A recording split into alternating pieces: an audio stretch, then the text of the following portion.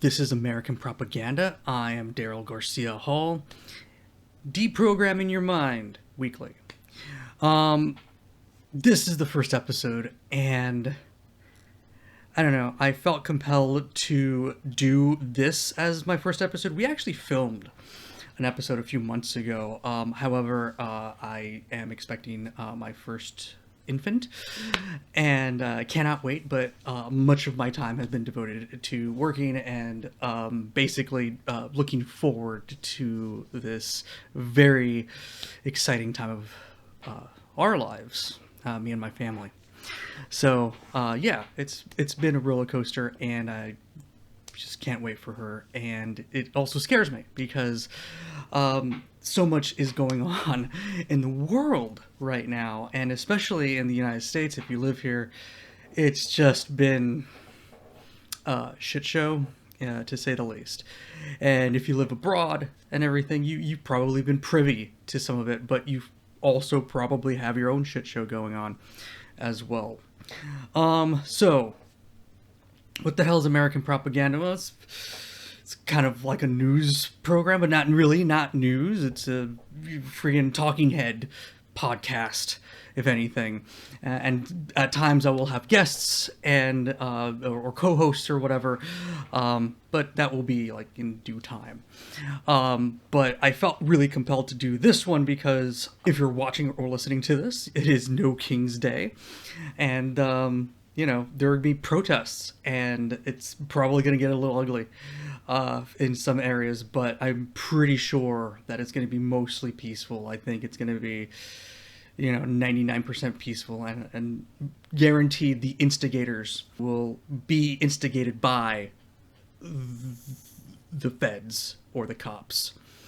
And hopefully not more of the National Guard, which were deployed into LA this past weekend, and cannot last week actually.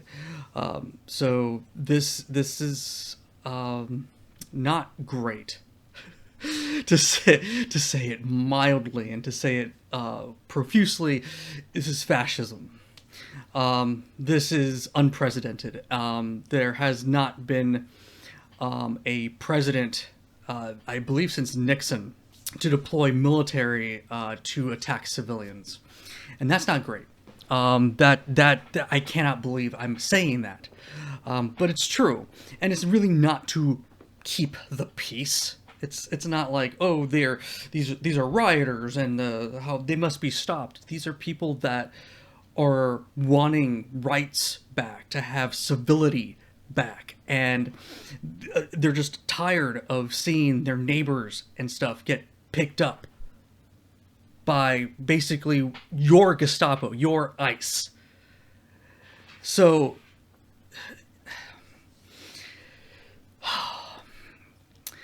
what is this program? What am I talking about right now? And I've been racking my head with what to start with, how to start this, what do I say? And the first thing I need to say is, if you protest today, please do so wisely. You are allowed to photograph everything. You are allowed to defend yourself. So please do not think that you're not able to. Okay, you are being attacked if you are being attacked. Okay, if you do get arrested for whatever reason, you have the right to ask why. The ACLU, actually, this is what I'm reading actually right now, but the ACLU posted some know your rights little list and stuff like that. Please do that. Also, be safe, okay?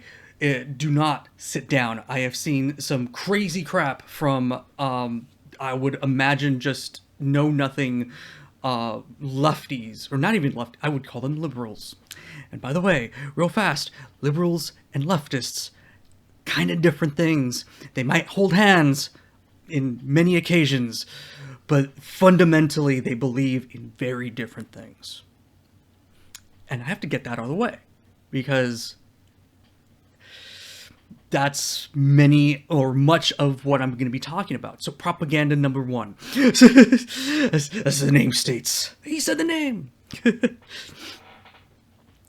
the first thing is I've seen some crazy stuff about people saying, "Oh, if the best way to disrupt is to have a sit-in, so sit down where you are and do it peacefully. Try not to provoke anybody." I'm like, sit down, dude. If they are throwing tear gas at you, sitting down is the worst possible thing to do, and they probably will toss tear gas at you, even if you are doing so peacefully. So do not give me that bullshit.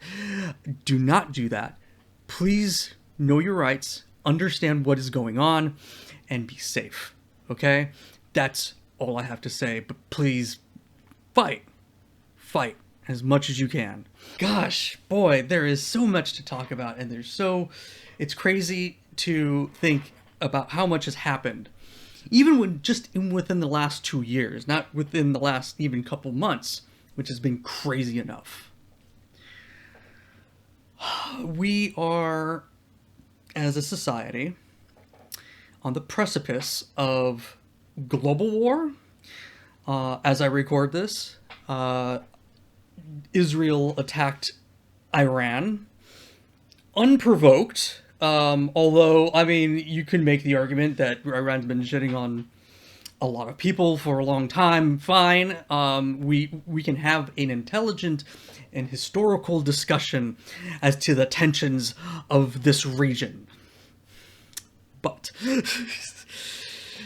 it was kind of unprovoked.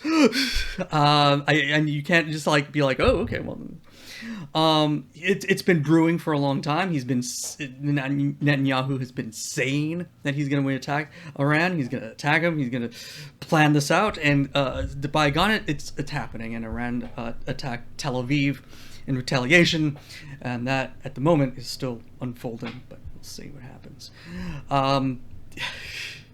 Ridiculous. And then you have our president, who is firmly behind the back of Netanyahu. And it's ridiculous. It's maddening. It's sad to see just lives being wasted and destroyed because some guy wants power. That's what it is. He wants land. He wants power. He wants to expand. He's basically being imperialistic because of some godforsaken belief that thousands of years ago, they were awarded part of this land by some man in the sky. And before I get hate on that, it is way more complicated than that. I understand that. But I would like to also think that in this day and age, this moment in humanity where we have some of the greatest thinkers of all time, that we as a society can stop just killing each other and destroying each other because of some stupid book, or because we want land, or because of this, or because of that, or because of money, and we like more money, and it's just, why haven't we achieved this level of understanding and empathy globally? Not just a few of us, like me or whatever. I mean, trust me, I am probably not even the most empathetic. I can have some dark thoughts, but I think we all can, from time to time. But I would never want to bomb somebody. I would never want to take away their livelihood. I would never want to displace children and babies, or dismember children and babies, which has really been going on, and why I'm so upset with what's going on over there. And really, it's not even the worst thing that's going on in the world right now. We have sometimes come back to Russia and Ukraine. We could go back to what's going on in South Africa, and what's been going on in South Africa for millennia at this point. Freaking hell. And there are reasons why the world is in turmoil constantly. And a large part of that is propaganda. Because at its essence, propaganda is basically just being influenced by somebody's biased opinion. All right, that's really what it boils down to. Somebody has a bias against something. This program, in fact, is you couldn't argue might be propaganda too, and that's fine. Not all propaganda is bad. It is biased, and it is up to you if you want to, indulge in that bias or indulge in that line of thought or whatever it is. Okay, Joseph Goebbels was, of course, the famous propagandist for Hitler, right? But what was going on in the U.S. at the time? They were having American propaganda. Uncle Sam, for God's sakes, we want you. That's what it is. All right, but that is German. That was Nazi propaganda versus American propaganda, right? And we generally tend to think, as a American society, and for those of you listening outside of the States, this is what Americans think, or at least many of us, is that the American propaganda was good. It drove up morale within the States. It caused an influx of people enlisting into the global war. That's what it was, all right? And World War I had propaganda. Civil War had propaganda too. They were sending out flyers and standing on soapboxes and yelling and convening in rooms and influencing others. It's what it is. It's all this is. It's all any of this just listen to constantly. It's a fucking gate of noise just coming at us 24 hours a day. And it's hard. I think it's hard for some of us to understand what is news and what is propaganda. News is what has happened. Everything else around that is opinion. So, for example, the news is young man goes to another state. Mom drives him. Has a rifle. Shows up to a protest. Takes out that rifle and shoots a few people, killing them. That is the news story. It's plain, it's simple, it tells a direct line of the events, and that's it. That's all we need for news. Everything after that is opinion and propaganda. And of course, it's a terrible thing that somebody crossed state lines, shot some people, and then was rewarded for it on cable news. It's terrible. But you also must understand that is propaganda. The right had this idea to prop up Kyle Rittenhouse. His life was in danger by violent thugs. He wasn't. He pulled out a rifle in the middle of a crowd, and they swarmed him because they didn't want him killing more people. That's what happened. Now, if you're for Kyle Rittenhouse, you don't think about it that way. You're like, well, some guy with a skateboard was like attacking him. It's like, yeah, because he had a rifle and was pointing it at people. What do you guys always say about good people with guns, right? Stop bad people with guns. There was a bad person with a gun there, and somebody that did not even have a gun decided to do something about it. A couple of people decided to do something about it, and they lost their lives for it.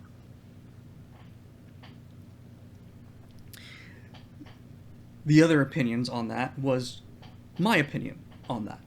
That is bad, and that shouldn't happen, and I'm going to articulate why. You as an audience are now able to look at that side, saying, well, he was being attacked, okay, it was just self-defense, or whatever, and then you can justify so many other things that they had justified before. That's fine. Or you can side with me and be like, well, yeah, that was actually terrible. Maybe you could fall somewhere in the middle and see both sides and not really take a side at that point. Either way, if you are actually thinking about it. You would actually analyze what has happened to some extent and draw your own conclusions based off of a number of different things.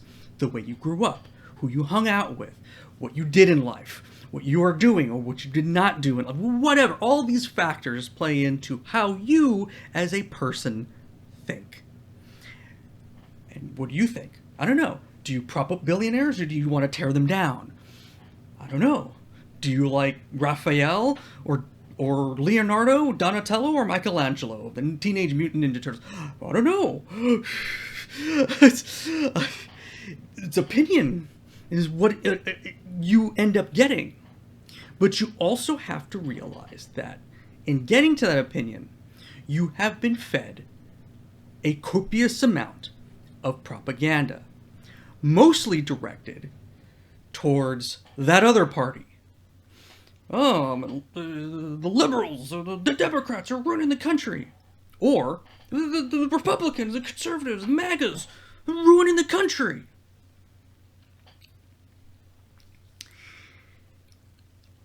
We have a really ridiculous two-party system for a democracy. And that's why I don't think we actually live in a democracy. That's my opinion. And I'm going to bestow this onto you.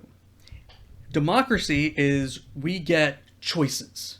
We get multiple choices because we are a large nation. All right? We are a large world. You know, vast. Democracy is supposed to work in the sense that you have the option to choose anybody you want to. And in this country, for the last how many years, we have been told time and again by both parties, if you've been listening, the Democrats are evil and they will destroy America. You have to vote for us. Do not vote for a third party. What do the Democrats say? They're fascists. You can't allow them to win. Don't vote for a third party. You got to vote for our party. Otherwise, you're splitting the vote. They both say that, by the way. They both think that. And it's maddening because we have been complacent in the sense that we do have third parties. They're being told constantly that they cannot do anything. And that is not, for me, what is democracy. Okay? Democracy is committee. We are all, figuring this out together by committee. And then we send these representatives that we handpick to them. But we have to like the representatives first. But it feels like we just get our representatives shoved at us. We didn't get a primary for the Democrats last year, and they knew they couldn't run Joe Biden. They knew it. We are here in part because of that. Not because leftists and progressives and socialists decided to not show up at the polls. They decided not to show up at the polls because they're tired of being dicked around by a society that says they are a democracy. It's not. It just doesn't track. If anything, we are a banana republic. But I digress. It's what we have to work with right now. It's not much, but we gotta at least preserve it because right now, at this moment, it feels like we are headed more and more towards fascism, and it sucks. And I have to say that because, again, the time of this, we have had protests for a solid week, and last weekend, the National Guard was called into Los Angeles because the feds and the LAPD were the ones provoking the protesters, which had started peacefully and then ended in chaos because of them. And the protesters did nothing but just try to fight back. And of course, if you're going to say, well, somebody watching this is going to say, well, what about breaking into a shop and stuff like that? They shouldn't have done that. Those are not the protesters. Those are people taking advantage of a situation. And that's fine.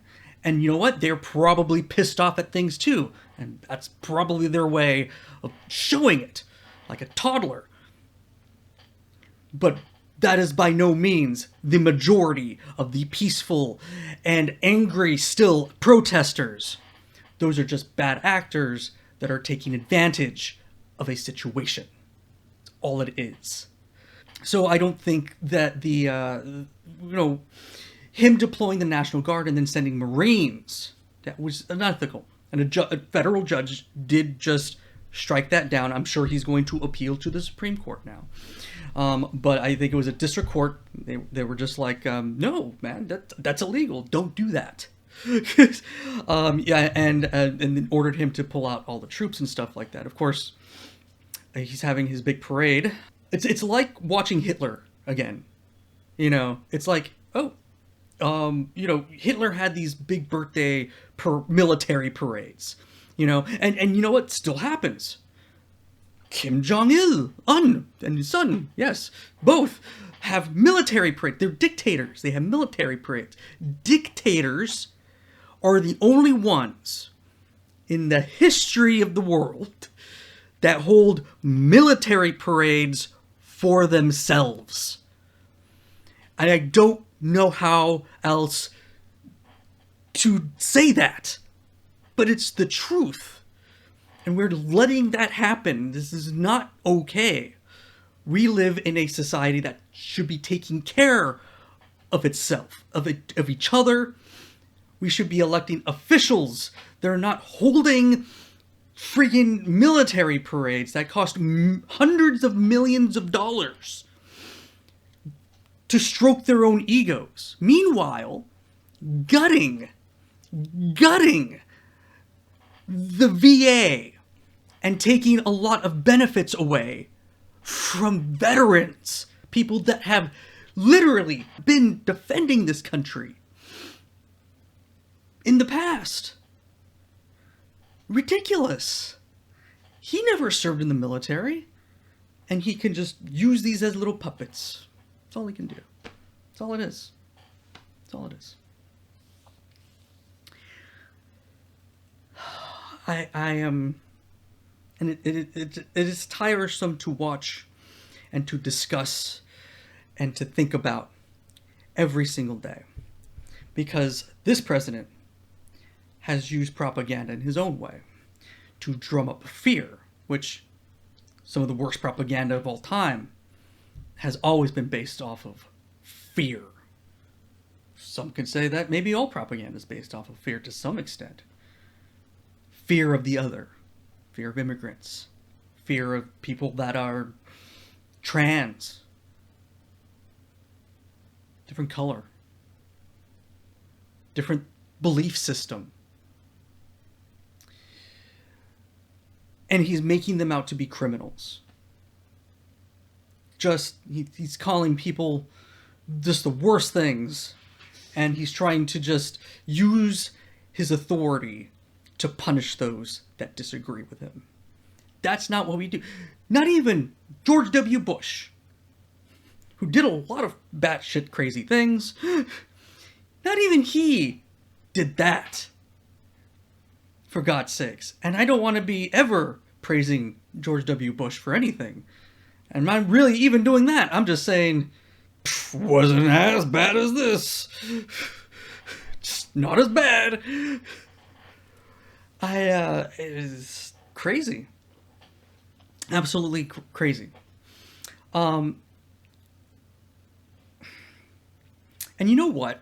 And here's the thing about propaganda and opinion and listening to that, is that if you do not know any better, or you do not have the wisdom to seek out an encyclopedia, and not Wikipedia, I'm just saying an encyclopedia, go to the library, read, take some history, go through some well-written articles or essays or journals or anything. Really, just have some intelligence, some curiosity on learning about the world a little bit more and history a little bit more, as opposed to getting history from people like Mark Levin or Bill O'Reilly or any of these blowhards like Tim Pool or something. I realize I'm kind of looking like Tim Pool with the beanie and the...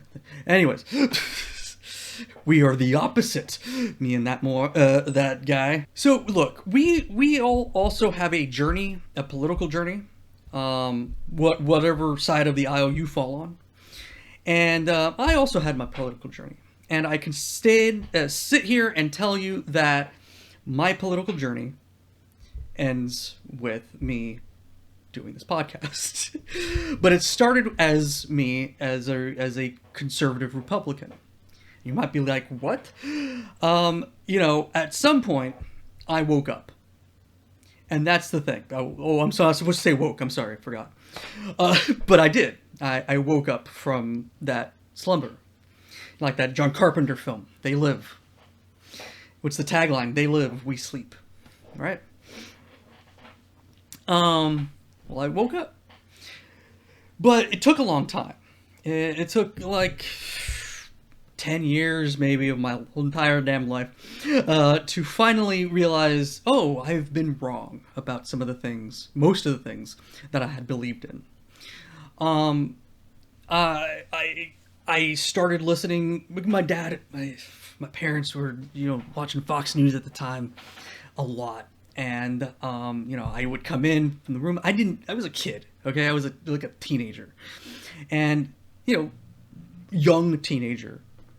Really don't care about politics all that much. The ones that get what's going on in the world do. But for the most part, I was just kind of interested in having fun with my friends. And, what happens is my dad he wants a book for Christmas. And it was called The Savage Nation. Some of you perked up your ears listening to that. Like, Savage, that sounds familiar. Wait. I'm talking about a radio show host, now podcaster, named Michael Savage. And Michael Savage has been around for a long time doing radio and stuff like that. He's got a couple PhDs in like anthropology or some shit. And anyways, he wrote a book called The Savage Nation, which was also a play off of his radio show at the time too. And by the way, he's not really on radio anymore. He's podcasting because no radio show wants to air his drivel. Not even the ones that, have drivel to begin with. But God, he got vile. And I always thought he was really intelligent because, well, he has a PhD. This guy's really, really intelligent. He must know what he's talking about. And he kind of sounded like he knew what he was talking about. He was just like, he's got this thick New York accent, and he's just like, yeah, when I was a kid, we didn't do any of this stuff. He would do that. Anyways, I hadn't listened to his radio show. I went to Borders, picked up a book for my dad for Christmas. I had no idea what it was, but I had a long bus ride home. And so I opened that book and I started reading, and by the time I got off the bus, I was just like, oh, the liberals! Oh my God! They're ruining everything! They gotta be stopped! And there was some vile crap in there about liberals. His whole thing is borders, language, culture. He wants to preserve the American borders, the American language, which is English, and the American culture, which is, I don't know what is American culture at this point? Hillbillies?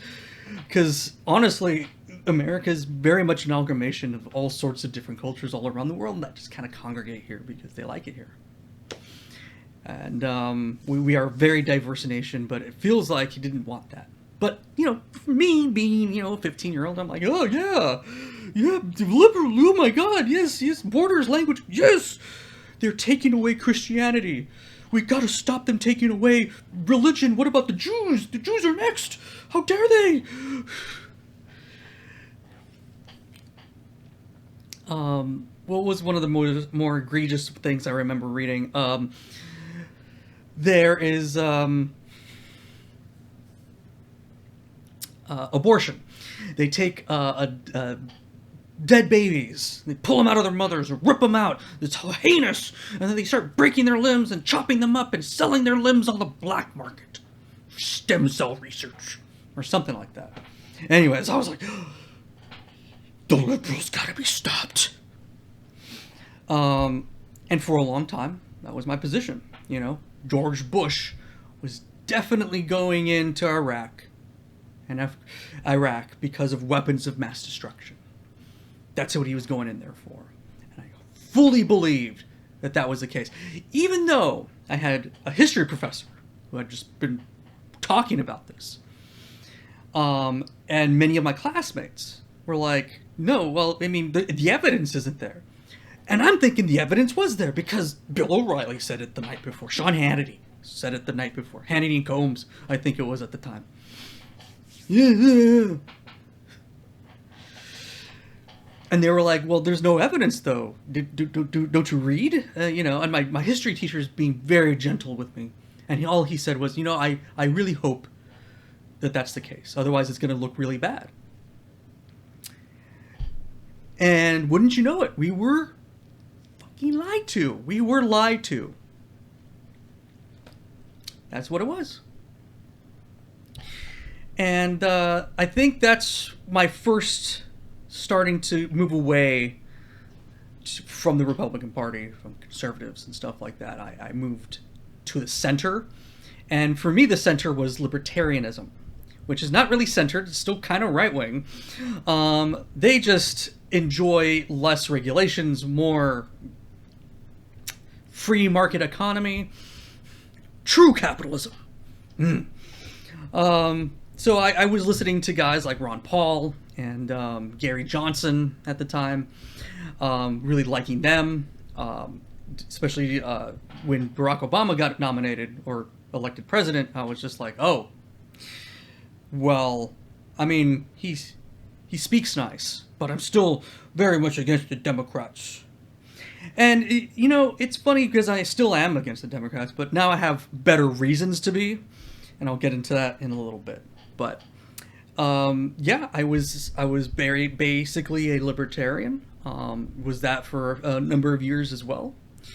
But I started hearing a lot of rhetoric from them that sounded very much Republican. And they were just saying some bizarre stuff that I didn't like. Mostly because of taxes. Because I was becoming more and more of a fan of taxes. And not like gratuitous taxes. I want tax reform first before we implement, you know, universal health, something like universal health care. No, that's my whole thing. Because when a Republican says, oh, do you want universal health care in this system? You know, they're going to just bumble it because they suck at everything. They're not all entirely wrong. We don't have a perfect system. It needs to be overhauled. It does not, like Trump has been doing, need to be just dismantled and gotten rid of. And by the way, he's just doing that to get rid of those programs, to put more money into his own pocket, into his friends' pockets, to get rid of these great programs that we have, and now we have to outsource them to, you know, contractors.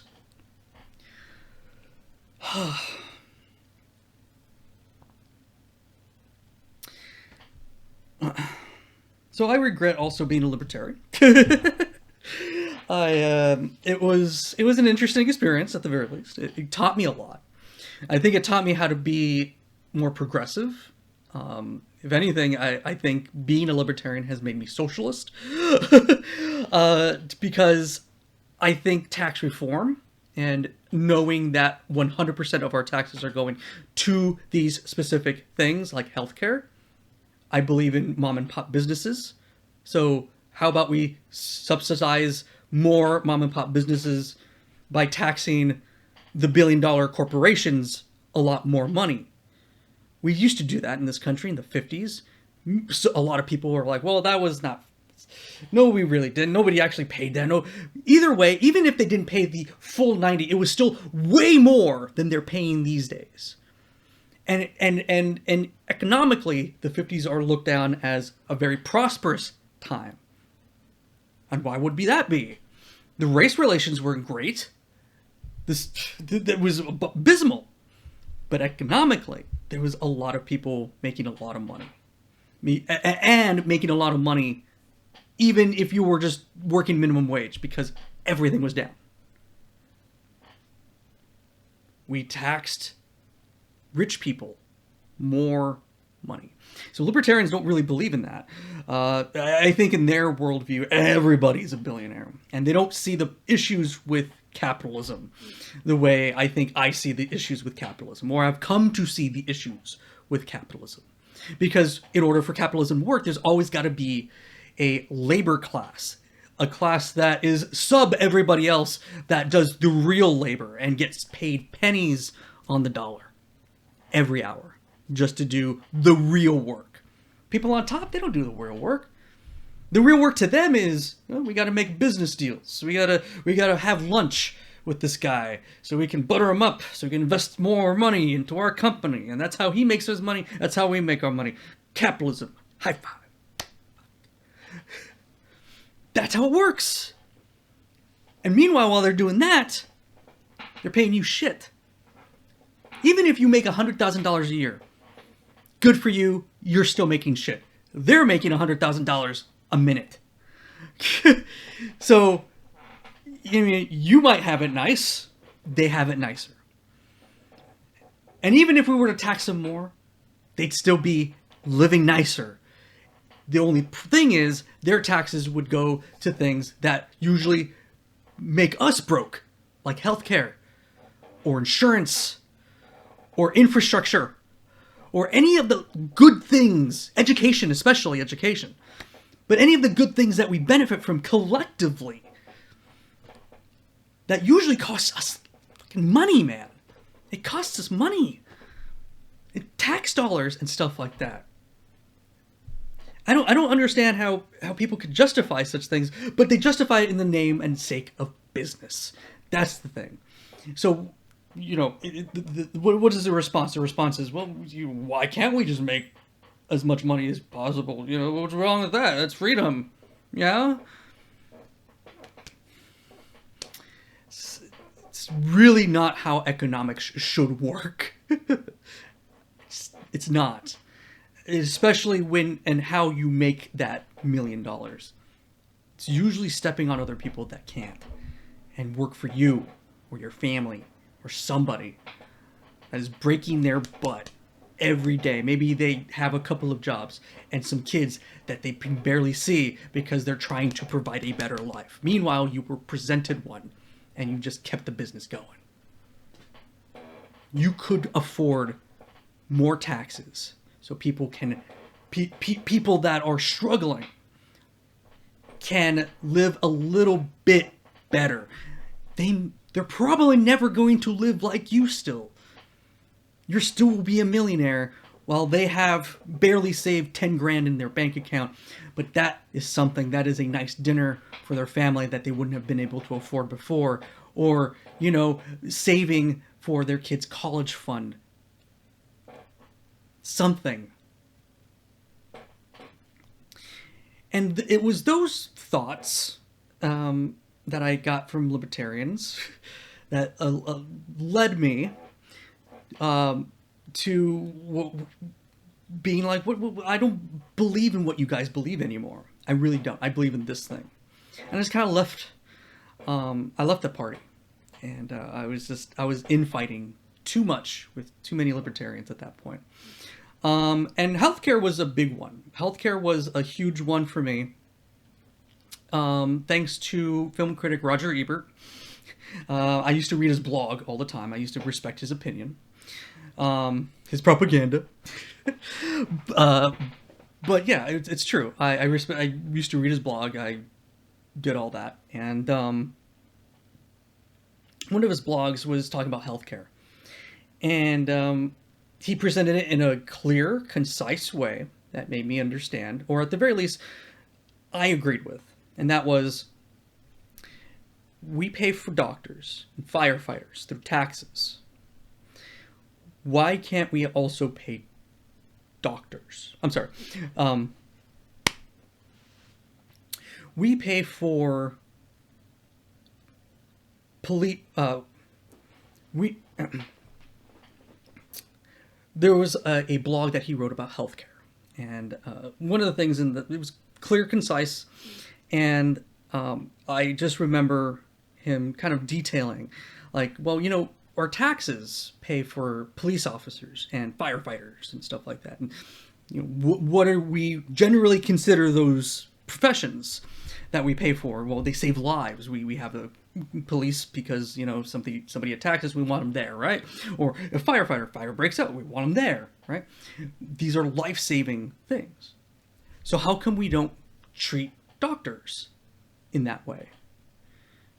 Doctors save lives, and if we all pool our resources together, many other countries have already demonstrated that it's very possible to take a little bit of taxes and give us all quality health insurance, health care, basically. Go to any doctor, see anybody at any time, and get your shit done. There's going to be long lines, but there's long lines here already, right? America, there's long lines here already. And we have terrible health care, and we have co-pays. We pay for insurance. We pay through the nose for insurance, or our employer does, or both. And yeah. So I'm just like, I'm reading this, and I'm like, he's making all the points in the world. I am in favor of this. We already have taxes coming out. Why don't we all benefit from that? I'm willing to pay $5 extra for my taxes, $10 extra or whatever, $20 extra in taxes, than paying $200 extra a month for my current health insurance, or however much that's going to be. More people you have on your insurance too, it's going to go up. Yeah, I have a family coming. So many other civilized countries have already figured this one out. We haven't. Don't know why. It is a thing. And I shouldn't say that, actually, because then there wouldn't be a podcast. I know why. Because of propaganda. Because people have money to make from you, from not giving you free health insurance, especially in this country. And that goes hand in hand with the lack of education and the lack of understanding that what we are being presented is basically lies. Propaganda. Because they want to make more money off of us, our backs. So, $500 extra for insulin. Too bad that you can't afford it, but we need it. That's a shame. I am a Mexican American. Don't let the last name Hall fool you. I am very much Hispanic. My roots are, Hispanic. I've had my grandparents are from Mexico. Basically, most of them. Most of my grandparents, except for one, were from Mexico. So it's I'm seeing ice right now. It's very disheartening. It's ridiculous, and I cannot believe what is going on now. Look. Here's the thing, and something to consider as well is that Obama and Biden deported more people than Trump did in his first term. It is a very true statistic, and you can look it up. They did not do it with parades. They did not do it by violently sending out ICE and rounding people up the way that Trump is doing. Very publicly, very violently, as much to provoke as it is theatrics as well at the same time. To show his supporters, hey, we're doing what you voted for. Ah! And to also, I guess, I don't know, maybe intimidate us to the point, or maybe, how is this for a conspiracy theory? Maybe this is all calculated because he wants to provoke us into attacking his federal agents even more so he can enact martial law. For God's sakes, he deployed the National Guard and the Marines into Los Angeles, and only a few days later was a judge able to say, no, you got to get him out of there. And that hasn't even gone to the Supreme Court yet, because I'm sure Trump is appealing it as we speak. In the meantime, and until a final decision is made about that, they can still continue to have boots in LA, and nothing's going to be done about it. And so many people are getting hurt. They're getting ripped away from their families. And it's disheartening, to say the least. We're here because a portion of this populace is propagandized into believing that these people are subhuman, beneath humanity.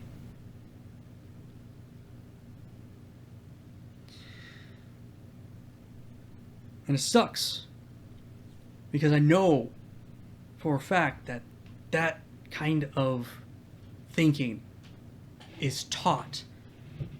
It's learned from years and years of being around that kind of shit. We are all working class people. Okay? You might look at me and you're like, oh, you're in your mom's basement. My wife's in the other room. Or you might think I might not have a job. I have a good job, actually. It's a fulfilling job. It's a very fulfilling job. And it's a job making a difference in the lives of people with disabilities. To me, that's a rewarding, satisfying job.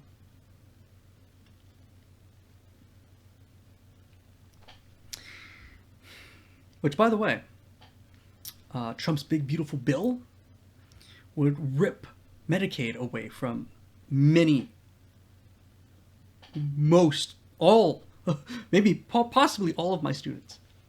All of the people that I help on a daily basis. All the people with disabilities. Can you believe that? And subsequently, my job would be threatened then, too. Because if they were to lose me, or the access to me, then what happens to me? It's a scary thought, and especially when I have a kid coming, this administration, this president has been the most vile and dictatorous of all of them. And to some degree, I think all of them have some type of dictator in them. Most of them bombed the Middle East to some extent. Even Obama, even Clinton.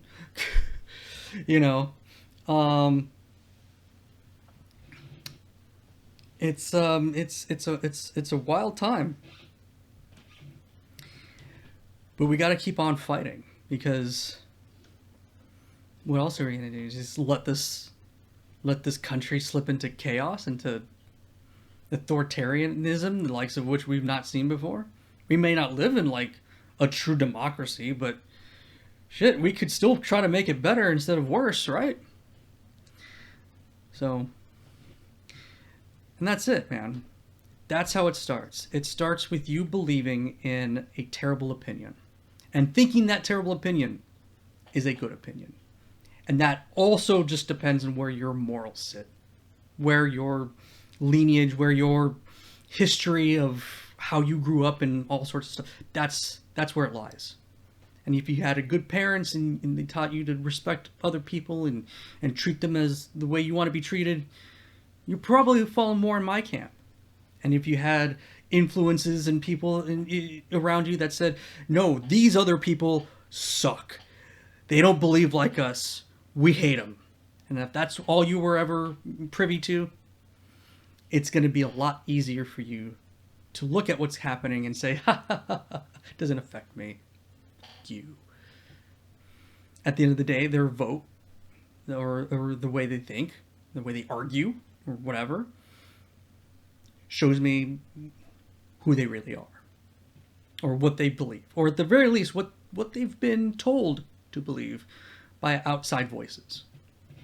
And they can't really differentiate or accept opposing voices, and then dissect them from there. I like to think I do, but I think I also have a predisposition on what this government is and has become. And, Democrats, Republicans, we have this failed two-party system, in my opinion, that has not ever looked out for the working class.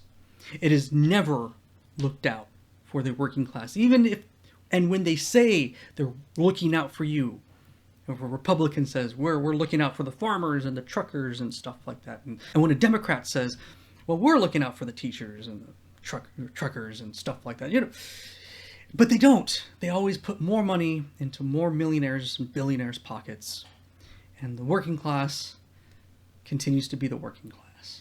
I mean, and some of us get lucky. Some of us get a promotion that pays a lot or something, and we move to a new house or this or that. And some of us, well, we just kind of float by and stay there, be whatever job we have, because that's what we're qualified for. I don't make a lot of money. A teacher. And I teach this people with disabilities too. I get paid squat. I get paid because it's rewarding, I guess. With a kid on the way, well, what happens? I don't know. And I don't like that, because humans should not be living like that. Have had gotten qualifications for the position, and the position may not pay a lot, but they should not starve because they still have got those qualifications. They got the experience.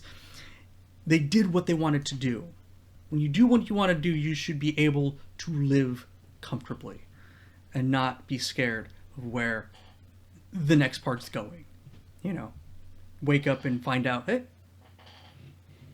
job's gone because of some stupid measure or something else that a leader that was elected did.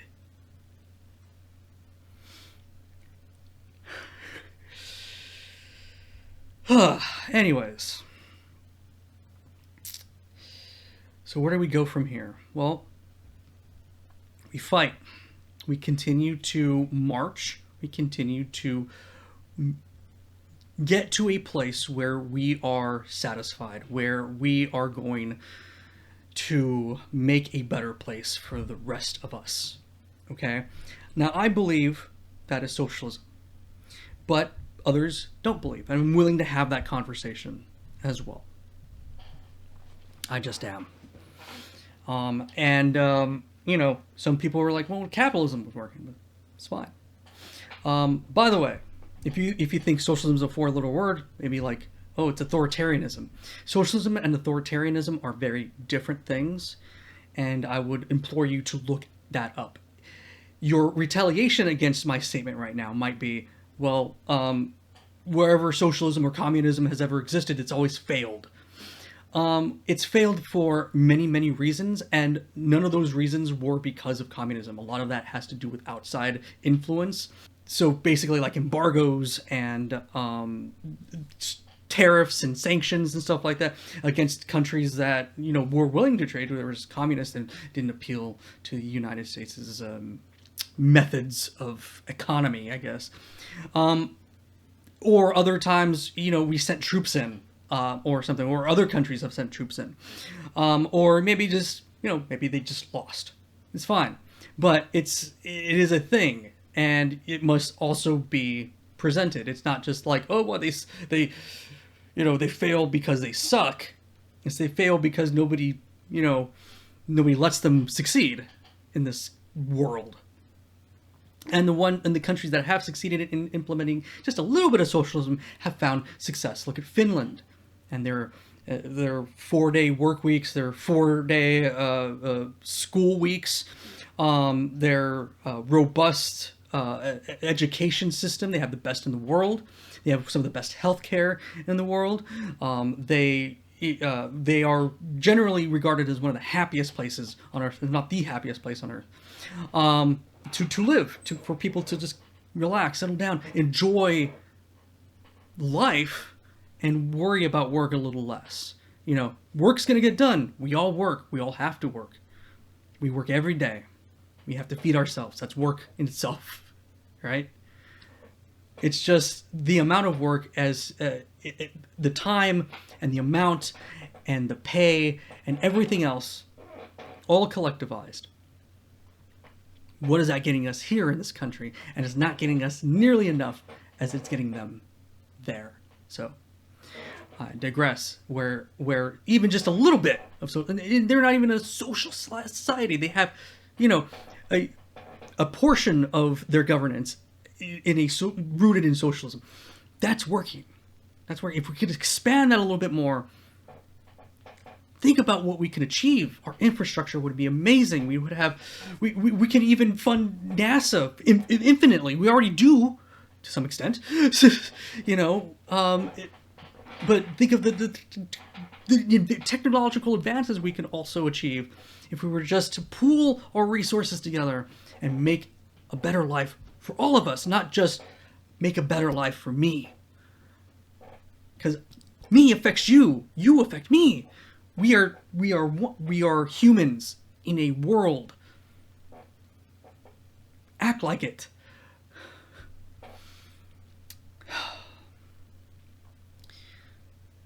So we keep on fighting. That's it. That's all we can do. We're going to continue to march. We're going to fight. Because this is what it matters. And even if we do not achieve socialism in this country, and we may never, because of this, again, the propaganda. But if we can achieve just a little bit of something, we can get to at least universal healthcare or something. Boy, it would be a win for us all. So don't stop. Be safe. March on. Continue the fight. This has been the first episode of American Propaganda. I'm Daryl Garcia Hall, deprogramming your mind weekly. Hope to see you again 1 week from now. And I don't know what I'm going to be talking about then. Guess we'll find out on the news. You can also find me on Instagram at American Propaganda Podcast. And I will also be posting on TikTok very shortly. And when I do, you'll find those links down below. And if you're listening to this on a podcast, so the radio, Spotify or something like that, I will spell out those links a little bit better next week. And especially if you like what you hear, I would love to hear you back, I guess. So thank you. Yeah. I feel like I need to have something quippy to say here. I don't know. Like good night and good luck. How about fight on?